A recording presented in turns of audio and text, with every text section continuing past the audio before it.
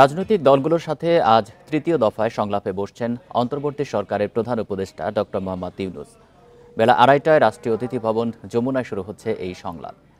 সংলাপে অন্য উপদেষ্টারাও থাকবেন। রাজনৈতিক দলগুলোর মধ্যে প্রথমে ডক্টর মোহাম্মদ ইউনূস সংলাপে বসবেন বিএনপির প্রতিনিধি দলের সাথে। পরে বেলা ৩টায় জামাতে ইসলামী, ৩:৩০টায় গণতন্ত্র মঞ্চ, ৪টায় বাম গণতান্ত্রিক জোট, বিকেল ৪:৩০টায় হেফাজতে ইসলাম, ৫টায় ইসলামী আন্দোলন, ৫:৩০টায় এবি পার্টি সংলাপে যোগ দেবে। অন্তর্বর্তী সরকার গঠনের পর এরই মধ্যে দুদফায় উপদেষ্টা পরিষদের সঙ্গে রাজনৈতিক দলগুলোর মত বিনিময় হয়েছে। সর্বশেষ গত ৩১ আগস্ট আলোচনা করেন ডক্টর ইউনূস। এবারের আলোচনার মুখ্য বিষয় হবে ৬ সংস্কার কমিশনের কাজের অগ্রগতি সম্পর্কে দলগুলোকে অবহিত করা। এছাড়া দেশের আইনশৃঙ্খলা পরিস্থিতি নিয়েও কথা হবে।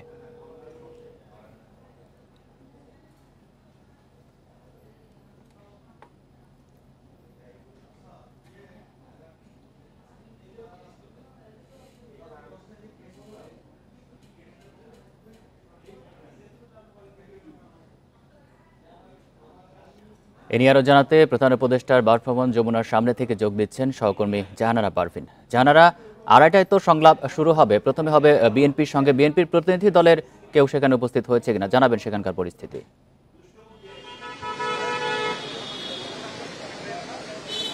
আড়াইটায় প্রধান উপদেষ্টার সঙ্গে বৈঠক হবে বিএনপির। এখনো নেতারা আসেননি, হয়তো কিছুক্ষণের মধ্যেই তারা যমুনায় চলে আসবেন।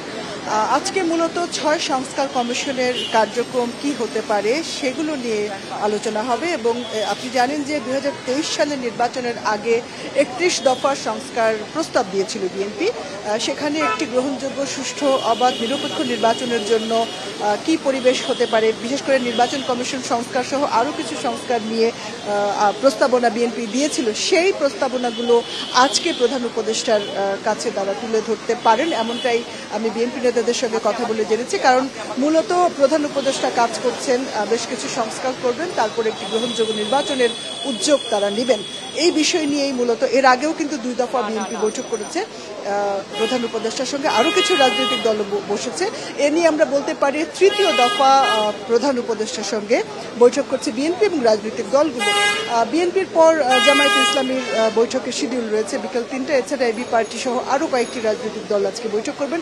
মূলত যে ৬টি সংস্থা কমিশন গঠন করা হয়েছে সেই কমিশন কি কাজ করবে এটা নিয়ে আসলে কয়েকদিন ধরে বিএনপি নেতাদের মধ্যে কিন্তু এক ধরনের উষ্মা কিংবা বেশ কিছু পরামর্শ দেওয়া হয়েছে সরকারকে, যে সংবিধান সংশোধনের কথা বলা হয়েছে, কিন্তু বিএনপি বলছে যে এগুলো নির্বাচিত সরকারের কাজ। এই অন্তর্বর্তীকালীন সরকার খুব বেশি কিছু করার নেই, কিছু একান্ত প্রয়োজনীয় সংস্কার তারা করবেন, তারপর তারা নির্বাচনে যাবেন। মূলত এই বিষয় নিয়ে কিন্তু অন্তর্বর্তীকালীন সরকার এবং রাজনৈতিক দলগুলোর মধ্যে আলোচনা হবে এবং কোনো একটা ফয়সালায় হয়তো তারা আসবেন। আজকে প্রধান উপদেষ্টার সঙ্গে বৈঠকের পর বিএনপি মহাসচিব মির্জা ফখরুল ইসলাম আলমগীর আমাদের ব্রিফ করবেন, তারপরে আমরা জানতে পারবো যে আসলে তারা প্রধান উপদেষ্টাকে কি বলেছেন। বিএনপি আজকের বৈঠকে নির্বাচন নিয়ে, সংস্কার নিয়ে প্রধান উপদেষ্টার মনোভাব বোঝানোর চেষ্টা করবেন, এমনটাই আমি বিএনপি নেতাদের সঙ্গে কথা বলে জেনেছি।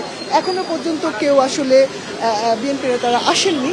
স্থায়ী কমিটির অধিকাংশ সদস্য আজকে আসার কথা এবং তারা আনুষ্ঠানিকভাবে বৈঠকের পর এখানে আমাদের ব্রিফ করবেন বিএনপি মহাসচিব মির্জা ফখরুল ইসলাম আলমগীর। আমরা আসলে অপেক্ষা করছি বিএনপি নেতাদের সঙ্গে প্রধান উপদেষ্টার এই বৈঠকের জন্য। বৈঠক ২:৩০টায় শুরু হবে। প্রধান উপদেষ্টার বাসভবনের সামনে থেকে জানাচ্ছিলেন সহকর্মী জাহানারা পারভিন। সুষ্ঠু নির্বাচনের জন্য যতক্ষণ দরকার ততক্ষণ সময় দেওয়া হবে। বিএনপি 111-এর মতো -2 ফর্মুলা দেখতে চায় না বলে জানিয়েছেন মির্জা ফখরুল ইসলাম আলমগীর। মৌলবাদ, জঙ্গিবাদের সঙ্গে কোনো আপোষ নয় উল্লেখ করে তিনি বলেন, ছাত্র জনতার রক্তের বিনিময়ে যে বিজয় তা ধরে রাখতে হবে। দরকারে আবারও রাজপথে আন্দোলনের হুঁশিয়ারিও দেন বিএনপি মহাসচিব। রাজধানীর ইঞ্জিনিয়ারিং ইনস্টিটিউট মিলনায়তনে বিশ্ব শিক্ষক দিবসের সমাবেশ। এতে প্রধান অতিথি হয়ে আসেন বিএনপি মহাসচিব। কথা বলেন চলমান রাজনীতি প্রসঙ্গে।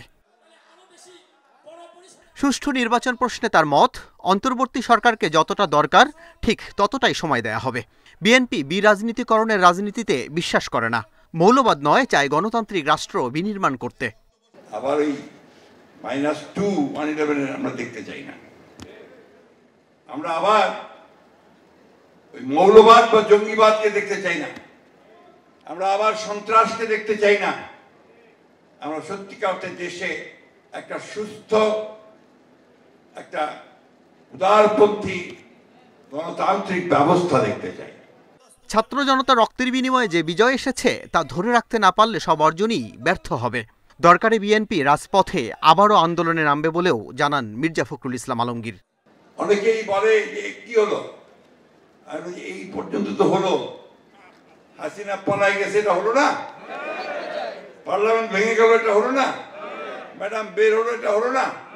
বাকি কাজটা এখন আমাদেরকে করতে হবে, তার জন্য কাজ করতে হবে। দরকার হলে আবার রাজপথে নামতে হবে, দরকার হলে আবার বুকে রক্ত দিতে হবে। নানা চক্রান্ত ষড়যন্ত্রে আওয়ামী লীগ সরকার শিক্ষা ব্যবস্থাকে ধ্বংস করেছে বলেও অভিযোগ করেন বিএনপি মহাসচিব। শিক্ষা ব্যবস্থাকে অত্যন্ত পরিকল্পিতভাবে ধ্বংস করা হয়েছে। আল আমিন হক অহন, ইন্ডিপেন্ডেন্ট নিউজ, ঢাকা।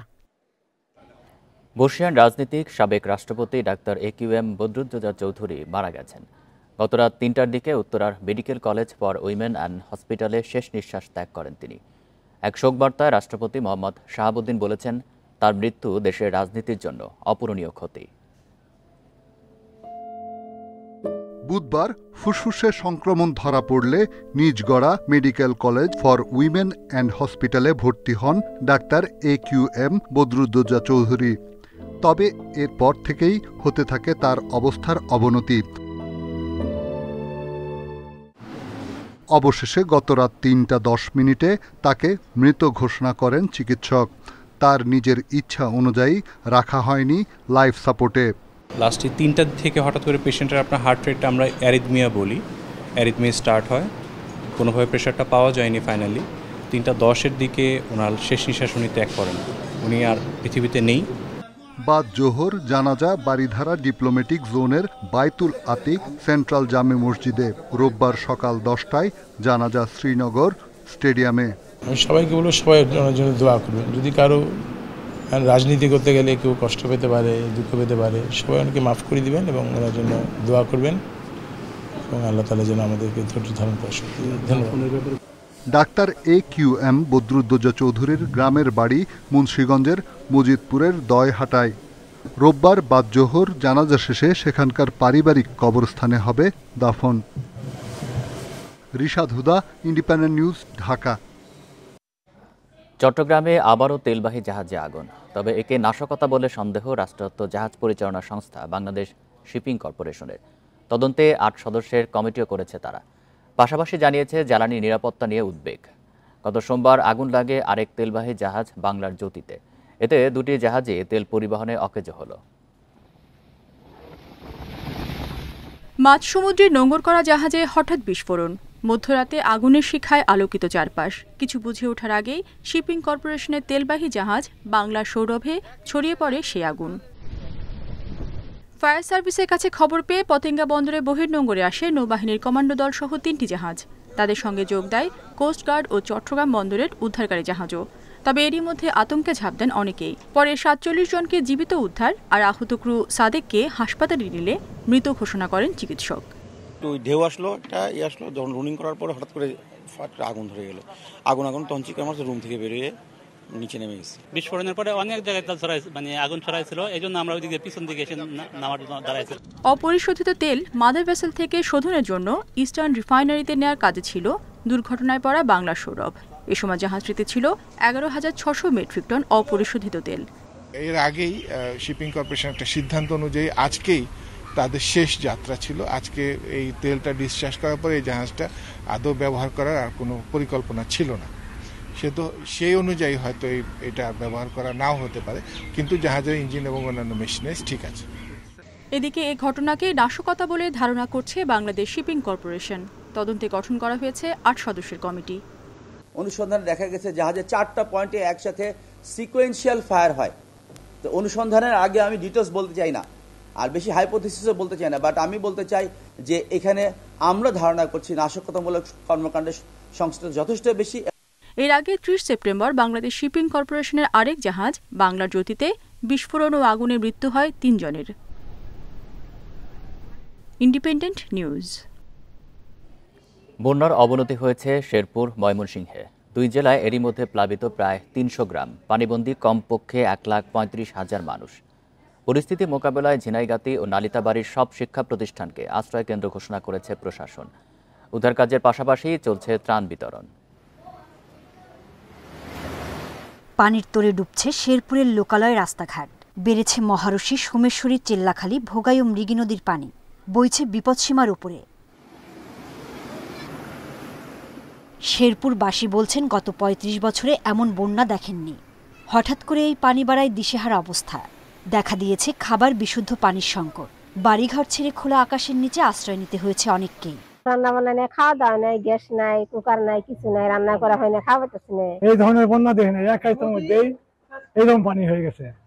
ধান আঙ্গুর চলাই গেছে, মনে করেন আমরা কি করি খামু, বাড়ি ঘর চলাইছে। এদিকে পানিবন্দীদের উদ্ধারের পাশাপাশি ত্রাণ দেওয়া হচ্ছে বলে জানিয়েছে প্রশাসন। আমরা শুকনো খাবারের ব্যবস্থা করছি, পাশাপাশি আমাদের আরো অতিরিক্ত চাহিদার জন্য আমরা জেলা প্রশাসন বরাবর লিখেছি। আমরা বরাদ্দ পাওয়া মাত্রই আমরা সেগুলো পানিবন্দী পরিবারগুলোর মধ্যে বিতরণ করব। নাজুক ময়মনসিংহের অবস্থাও, নেতাই নদীর বাঁধ ভাঙা পানিতে ভাসছে ধোবাউড়া। বাড়িঘর তলিয়ে পানিবন্দী ২০ গ্রামের অন্তত 10,000 মানুষ। হালুয়াঘাটের 12 ইউনিয়নে পানিবন্দী ৭৫,000।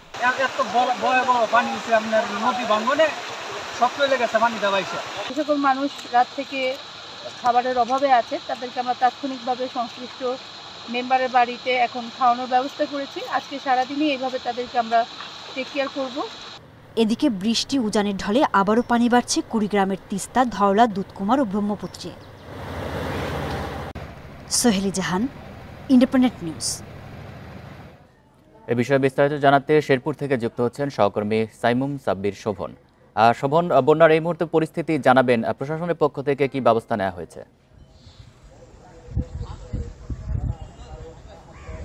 দেখুন, আসলে আজ ভোর থেকে প্রচুর পরিমাণে বৃষ্টি ছিল, তো এখন মোটামুটি বৃষ্টি নেই বললেই চলে, আকাশ রৌদ্রোজ্জ্বল।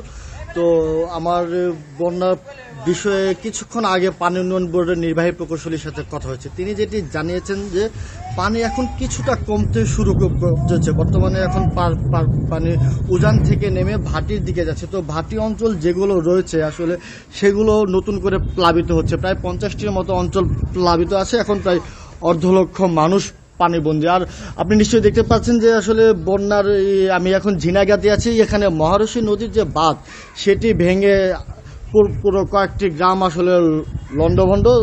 তো স্থানীয় প্রশাসন যেটি বলছেন যে গতকাল রাত থেকে তারা উদ্ধার কার্যক্রম সহ ত্রাণ বিতরণ কার্যক্রম শুরু করেছেন। যদিও বৃষ্টির জন্য কিছুটা তাদের বেগ পেতে হয়েছে।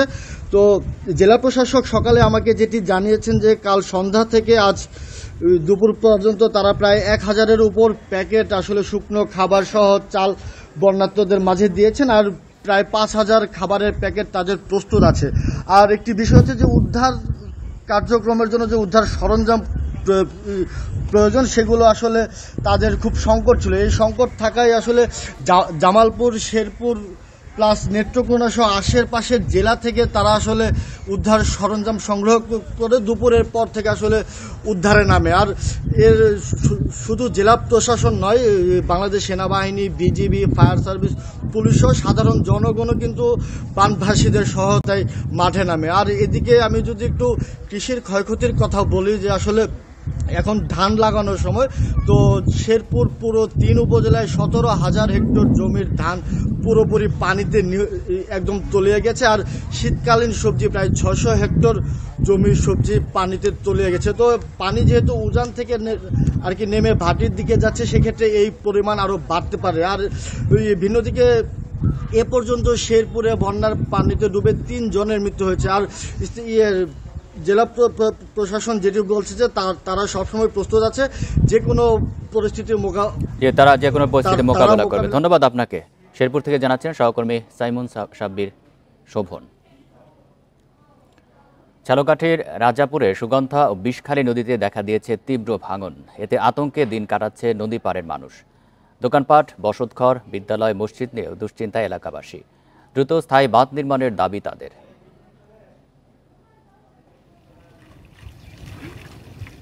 ঝালকাঠির রাজাপুরে বিষখালী নদীর তীরে বাদুরতলা বাজার এলাকায় স্থায়ী বাঁধ নির্মাণের দাবি দীর্ঘদিনের।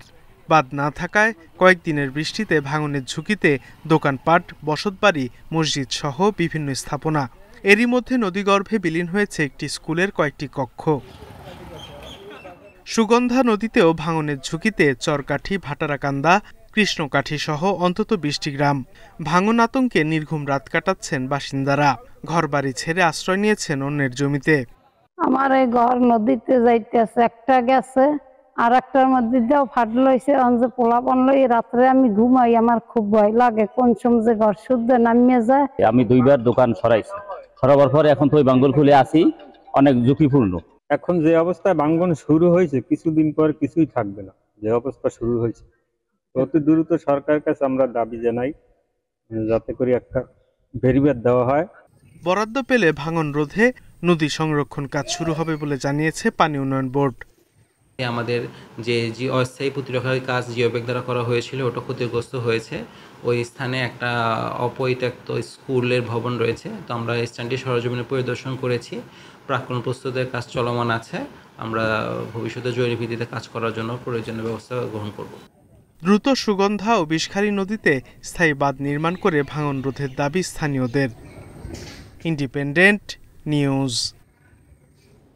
বঙ্গোপসাগরে লঘুচাপ ও মৌসুমি বায়ুর প্রভাবে আজ সারাদিনই বৃষ্টি থাকতে পারে। পাশাপাশি ময়মনসিংহ, সিলেট ও রংপুরে হতে পারে ভারী থেকে অতি ভারী বর্ষণ। পরিস্থিতির উন্নতি হতে পারে কাল। এদিকে ভোর 6টা পর্যন্ত 24 ঘন্টায় ঢাকায় 69 আর সবচেয়ে বেশি বৃষ্টি হয়েছে চাঁদপুরে 250 মিলিমিটার। 2-3 দিন ধরেই বৃষ্টিতে নাকাল রাজধানী। বঙ্গোপসাগরে লঘুচাপ ও সক্রিয় মৌসুমি বায়ুর প্রভাবকেই এর কারণ বলছে আবহাওয়া অফিস। আর এই বৃষ্টি অব্যাহত থাকতে পারে আরও 24 ঘন্টা। ময়মনসিংহ, সিলেট ও রংপুরে হতে পারে ভারী থেকে অতি ভারী বর্ষণ। এতে পার্বত্য এলাকায় রয়েছে ভূমিধসের শঙ্কাও। যেহেতু এটা বর্ষা এবং সেই সাথে বাংলাদেশের উপকূলীয় অঞ্চল এবং বাংলাদেশের ভিতরে কিন্তু একটি লঘুচাপের সৃষ্টি হয়েছে। এই দুইটি কারণে মোটামুটি এই বৃষ্টিপাতটা অব্যাহত আছে। তবে আজের পর থেকে অর্থাৎ 5ই অক্টোবরের পর থেকে বৃষ্টির প্রবণতা অনেকটা কমে যাওয়ার সম্ভাবনা আছে। আমাদের এখন পর্যন্ত যে প্রেডিকশন, সেই প্রেডিকশন অনুযায়ী বৃষ্টিপাতের পরিমাণ আজকের পর থেকে অনেকটা কমে যাবে। এদিকে সাগর উত্তাল ও উপকূলীয় এলাকায় ঝোড়ো হাওয়া বয়ে যাওয়ায় সমুদ্র বন্দরগুলোই বহাল রাখা হয়েছে 3 নম্বর সতর্ক সংকেত। আর যেহেতু সাগর এখন উত্তাল রয়েছে, সাগরের অবস্থা অনেকটা খারাপ, সেই জন্য আমরা কিন্তু আমাদের যে সামুদ্রিক বন্দরগুলো আছে তাদেরকে আমরা 3 নম্বর স্থানীয় সতর্কতা সংকেত জারি করেছি এবং সেই স্থানীয় সতর্কতা সংকেত যেটা 3 নম্বর আছে সেই সংকেত এখনো বহাল আছে। শনিবার ছুটির দিন হওয়ায় বৃষ্টি হলেও সড়কে বড় কোনো ভোগান্তিতে পড়েননি নগরবাসী। তবে দরকারে বাইরে বেরিয়ে অনেকেই পড়েছেন গণপরিবহন সংকটে। নুরে জান্নাত, ইন্ডিপেন্ডেন্ট নিউজ, ঢাকা। দেখছেন বিরোধীহীন সংবাদ দুপুর। সংবাদ আরও যা থাকছে। ডিবিতে কোনো আয়নাঘর থাকবে না, সব মামলার তদন্ত হবে স্বচ্ছতার সঙ্গে, জানালেন সংস্থা প্রধান রেজাউল।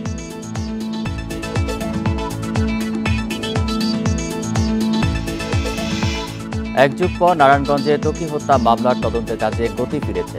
2 মাসের মধ্যে প্রতিবেদন দেবে র্যাব।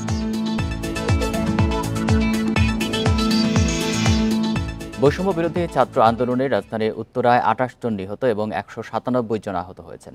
এখনও নিখোঁজ একজন। সকালে মাইলস্টোন কলেজের সংবাদ সম্মেলনে এই তথ্য জানানো হয়। পরে হতাহতদের তালিকাটি জুলাই শহীদ স্মৃতি ফাউন্ডেশনের সাধারণ সম্পাদক ও শহীদ মুগ্ধর বড় ভাই মীর মানবুর রহমান স্নিগ্ধের হাতে তুলে দেওয়া হয়। তিনি বলেন, জুলাই বিপ্লবের সবচেয়ে ভয়াবহ রূপ দেখেছে উত্তরা। সারা দেশে 28,000-এর বেশি আহত এবং 1,583 জন নিহত হয়েছেন উল্লেখ করে তিনি জানান, এই তালিকা আরও যাচাই বাছাই করা হবে।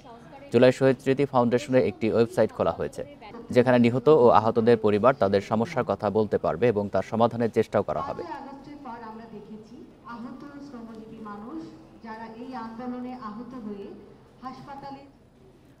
ঝালকাঠির রাজাপুরে অস্ত্রের মুখে জিম্মি করে খুলনার কাস্টমস কর্মকর্তা আবুল বাশার বাদল ও গণপূর্ত বিভাগের প্রকৌশলী মাসুম বিল্লার বাড়িতে ডাকাতি ঘটনা ঘটেছে।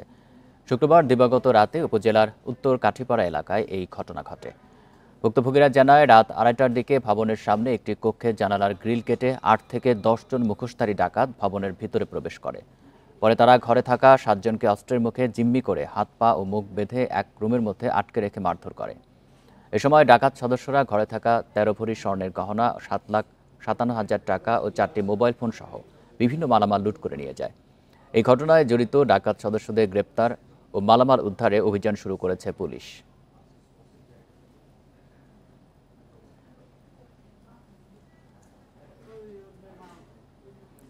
গাজীপুর ও আশুলিয়া শিল্পাঞ্চলের বেশিরভাগ কারখানা খোলা রয়েছে। সকালে শান্তিপূর্ণ পরিবেশে কাজে যোগ দেন শ্রমিকেরা। তবে টিফিন ভাতার দাবিতে গাজীপুরের জিরানীতে একটি পোশাক কারখানার শ্রমিকেরা চন্দ্রা নবীনগর মহাসড়ক অবরোধ করে বিক্ষোভ করে। এতে নবীনগর চন্দ্রা মহাসড়কে যান চলাচল বন্ধ থাকায় বিপাকে পড়েন উত্তরবঙ্গগামী যাত্রীরা। শিল্প পুলিশ জানায়, গত কয়েকদিন ধরে আইরিশ কারখানায় শ্রমিক অসন্তোষ চলছিল। বেলা 11টার দিকে টিফিন ভাতার দাবিতে আন্দোলনে নামেন শ্রমিকেরা। এছাড়া এখানকার বেশিরভাগ কারখানায় সকাল থেকে বৃষ্টি উপেক্ষা করে শ্রমিকেরা কাজে যোগ দেন। অন্যদিকে আশুলিয়া শিল্পাঞ্চলে 5টি কারখানা ছাড়া বাকি 1858টি কারখানায় উৎপাদন চলছে। যে কোনো ধরনের অপ্রীতিকর ঘটনা এড়াতে সতর্ক অবস্থায় আছে আইনশৃঙ্খলা বাহিনীর সদস্যরা। চট্টগ্রাম কাস্টম হাউসের সার্ভারে ধীরগতির কারণে বিপাকে পড়ছে আমদানি রপ্তানি সংশ্লিষ্টরা। সার্ভারের অচলাবস্থার কারণে বন্দর থেকে পণ্য ছাড় ও জাহাজীকরণে দেরি হচ্ছে, যে কারণে লোকসান গুনতে হয় ব্যবসায়ীদের। সবশেষ গত সপ্তাহে 5 দিন সার্ভারের ধীরগতির কারণে অন্তত 4 কোটি টাকা বিলম্ব মাশুল দিতে হয়েছে বলে জানিয়েছেন বন্দর ব্যবহারকারীরা। দেশে আমদানি রপ্তানি বাণিজ্যে সরকারি শুল্কায়ন কার্যক্রম পরিচালিত হয় এসআই কোডা ওয়ার্ল্ড সফটওয়্যারের মাধ্যমে। এর মাধ্যমে অনলাইনে আমদানি ও রপ্তানির ঘোষণাপত্র জমা দেওয়ার পর সেটি মূল্যায়ন ও শুল্কায়ন করে কর্তৃপক্ষ। ব্যবহারকারীদের অভিযোগ, এই সফটওয়্যারের কারণে দুর্ভোগে পড়তে হচ্ছে তাদের। সফটওয়্যারের ধীরগতির কারণে নথি দাখিল করা যায় না, ফলে শুল্কায়ন প্রক্রিয়ায় দেরি হয়। এতে নেতিবাচক প্রভাব পড়ছে আমদানি রপ্তানি বাণিজ্যে। রাজস্ব বোর্ডের কারিগরি দলের সাহায্য চাইলেও পাওয়া যায় না। যখনই এই ধরনের সমস্যা হয়, জাতীয় রাজস্ব বোর্ডে এই দায়িত্বে যারা আছেন, এখানে এই আইটি পার্সনরা যারা এখানে আছেন, তারা ফোন ধরেন না, সহযোগিতা করেন না। কি হতে পারে, কবে হতে পারে, এগুলি বলাটাও তারা বাহুল্য বলে মনে করেন। সার্ভারের কারণে কিন্তু আমাদের অনেক ধরনের লস হয়। যেমন পোর্ট ড্যামারেজ দিতে হয়, অন টাইমে কাজ করতে না হলে ফ্লোর খালি যায়। আবার ফ্লোর খালি গেলে আমাদের কিন্তু প্রোডাকশন লস হয়। তবে সফটওয়্যারের ধীরগতিকে প্রযুক্তিগত সমস্যা বলছে শুল্ক কর্তৃপক্ষ। সমস্যার দ্রুত সমাধানের আশ্বাস তাদের। তো সফটওয়্যারের ক্ষেত্রে হতেই পারে, আপনি যেটা আপনি মোবাইলে যদি আপনি iOS আপডেট দেন বা অন্য কোনো সফটওয়্যার আপডেট, একটু স্লো ডাউন এটা হতেই পারে। টেকনিক্যালি শুধু এটা আমার কাছে মনে এটা টু মাচ লজিক্যাল। সার্ভারের ধীরগতির ভোগান্তি থেকে মুক্তি পেতে সম্প্রতি রাজস্ব বোর্ডকে চিঠি দিয়েছে চট্টগ্রামের ব্যবসায়ীরা। অনুপম শীল, ইন্ডিপেন্ডেন্ট নিউজ, চট্টগ্রাম। সেপ্টেম্বর মাসে দেশে পণ্য রপ্তানি বেড়েছে 16%। জাতীয় রাজস্ব বোর্ড এনবিআর থেকে পণ্য রপ্তানির এই তথ্য পাওয়া গেছে।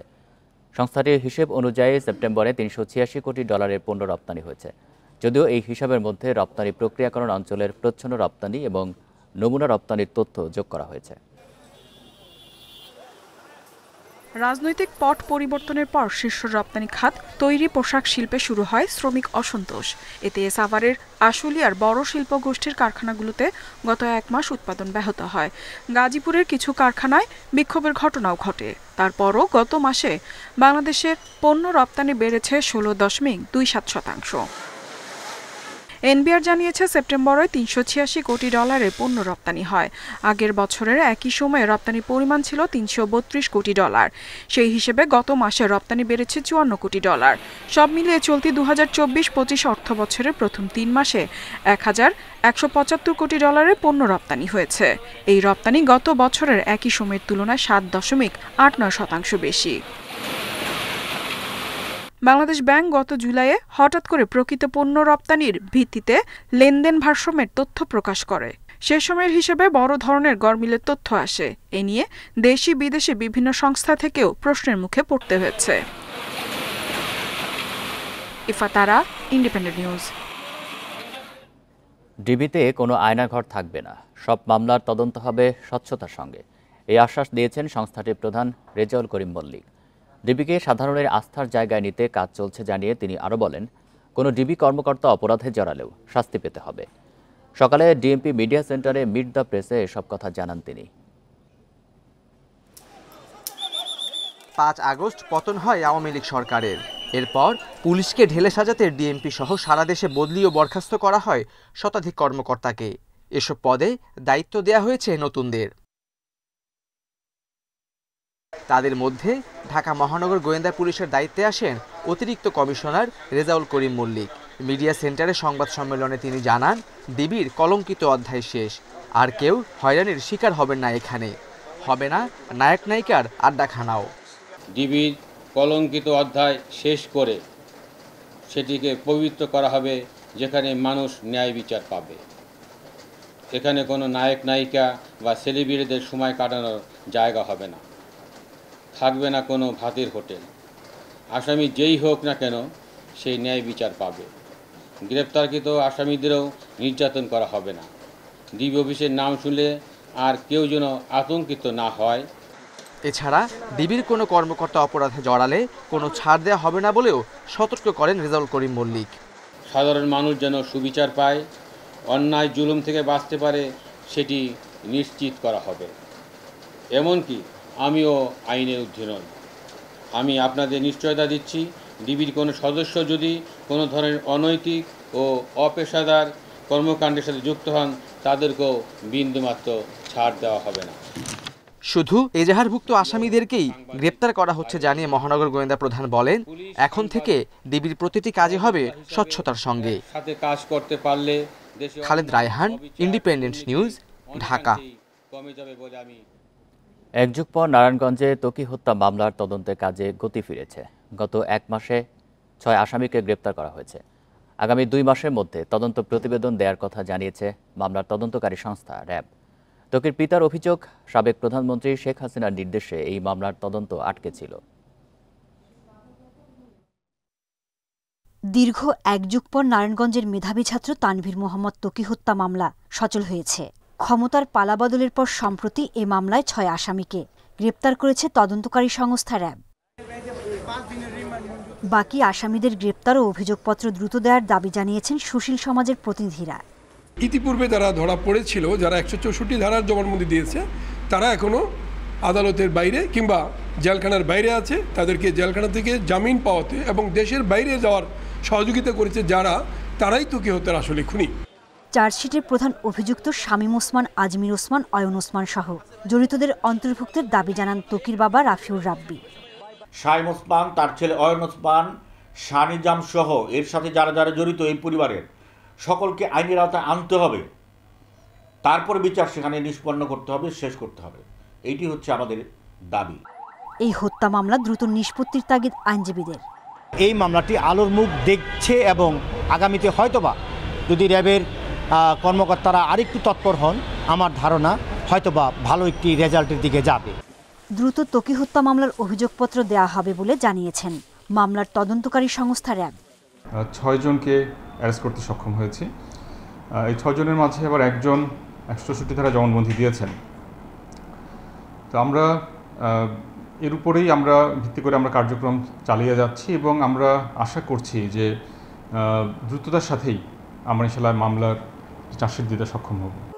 2013 সালের 6 মার্চ বাসা থেকে বের হওয়ার পর নিখোঁজ হন তানভীর মোহাম্মদ ত্বকী। 2 দিন পর 8 মার্চ শীতলক্ষা নদীর কুমুদিনী খাল থেকে ত্বকীর মরদেহ উদ্ধার করে পুলিশ। Independent news. দ্রব্যমূল্যের বাজারে লাগাম টানতে সরবরাহ ব্যবস্থার সংস্কারের প্রয়োজন দেখছেন বিশ্লেষকেরা।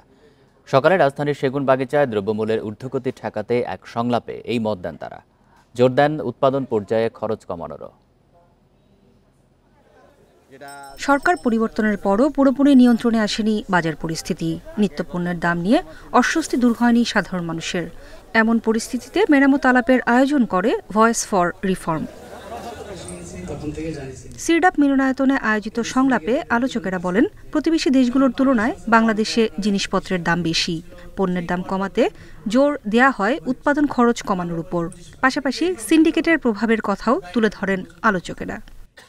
হলো গভর্নমেন্ট ওই সঠিক সময়ে সঠিক প্রণোদনা দিয়ে পর্যাপ্ত আমদানি করে রাখবে, ফলে ওরা যখন জানবে যে আমি সেল না করলেও দাম একটু বাড়লে অন্যরা সেল করবে, আমার পর্যাপ্ত সরবরাহ আছে, আমার এখানে স্টক আছে, বা ইন্ডিয়া এক্সপোর্ট না করলে আমার কোনো প্রবলেম না, অথবা ইন্ডিয়া যদি এক্সপোর্ট না করে তাহলে বিকল্প কিছু সোর্স আছে যেখান থেকে একটু দাম বাড়তে পারে, বা কোন একটা মাধ্যমে আমি দামটাকে একটু নিচে রাখার চেষ্টা করব।